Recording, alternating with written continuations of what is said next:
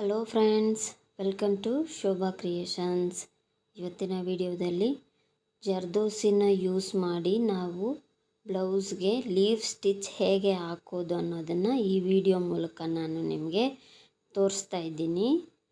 ಇದು ಬಂದು ಏನು ಹೇಳ್ತಾರೆ ಅಂದರೆ ಜರ್ದೋಸಿ ಎಂಬೋಸ್ಡ್ ಲೀಫ್ ಸ್ಟಿಚ್ ಅಂತ ಹೇಳ್ತಾರೆ. ಈ ಸ್ಟಿಚ್ಚಿಗೆ ನಾನು ಈ ಸ್ಟಿಚ್ಚನ್ನ ಯೂಸ್ ಮಾಡಿ ಒಂದು ಬ್ಲೌಸ್ ಡಿಸೈನ್ ಮಾಡಿದ್ದೀನಿ. ಅದನ್ನು ಯಾವ ರೀತಿ ಮಾಡ್ತಾಯಿದ್ದೀನಿ ಅನ್ನೋದನ್ನು ನಿಮಗೆ ತೋರಿಸ್ಕೊಡ್ತಾ ಇರೋದು.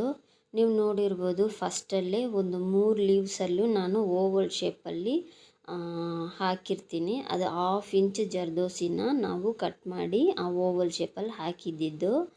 ಅದನ್ನು ಹಾಕಿ 3 ಎಡ್ಜಸ್ ಇದೆ, ಒಂದೊಂದು ಲೀವ್ಗೂ ಒಂದೊಂದು ಎಡ್ಜಸ್, ಶಾರ್ಪ್ ಎಡ್ಜಸ್ ಇದೆಯಲ್ಲ, ಅಲ್ಲಿಂದ ಸ್ಟಾರ್ಟ್ ಮಾಡಿ ಫಸ್ಟು ಒಂದು ಸೈಡ್ ಕಂಪ್ಲೀಟ್ ಮಾಡಿಕೊಂಡು ಕಂಪ್ಲೀಟ್ ಆದಮೇಲೆ ಮತ್ತೆ ಇನ್ನೊಂದು ಸೈಡ್ ಹಾಕೋದು. ಯಾವ ರೀತಿ ಹಾಕ್ತಾಯಿದ್ದೀನಿ ಅಂತ ನೀವು ಗಮನವಾಗಿ ನೋಡಿ ನೀವು ಹಾಕಬಹುದು. ತುಂಬ ಚೆನ್ನಾಗಿರುತ್ತೆ ಇದು.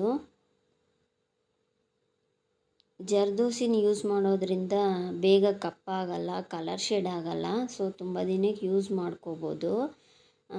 ಬೀಡ್ಸ್ ಒಂದೊಂದು ಸಲ ಕಪ್ಪಾಗೋದು ಚಾನ್ಸಸ್ ಇರುತ್ತೆ. ಜರ್ದೋಸಿ ಅಷ್ಟು ಬೇಗ ಕಪ್ಪಾಗೋಲ್ಲ. ಅದಕ್ಕೆ ನಾನು ತುಂಬ ಬ್ಲೌಸ್ಗೆ ಜರ್ದೋಸಿನೇ ಜಾಸ್ತಿ ಯೂಸ್ ಮಾಡ್ತೀನಿ.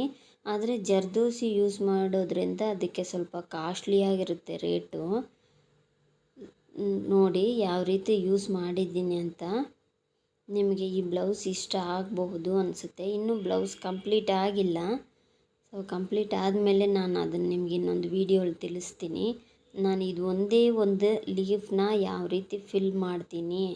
ಸೊ ಆರಿ ಕಲಿಬೇಕು ಅನ್ನೋರಿಗೆ ಒಂದು ಆಸಕ್ತಿ ಉಂಟಾಗುತ್ತೆ, ಯಾವ ರೀತಿ ಹಾಕ್ಬೋದು ಅನ್ನೋದಕ್ಕೋಸ್ಕರ ಈ ವಿಡಿಯೋ ಮಾಡಿದ್ದೀನಿ.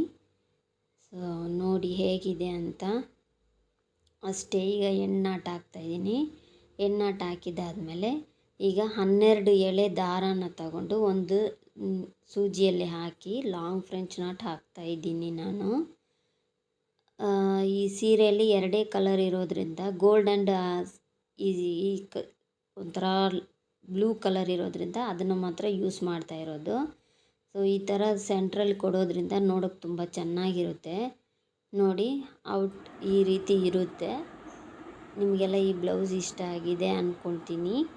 ಈ ವಿಡಿಯೋ ಯೂಸ್ಫುಲ್ ಅಂದ್ಕೊಳ್ತೀನಿ ನಾನು. So thank you so much.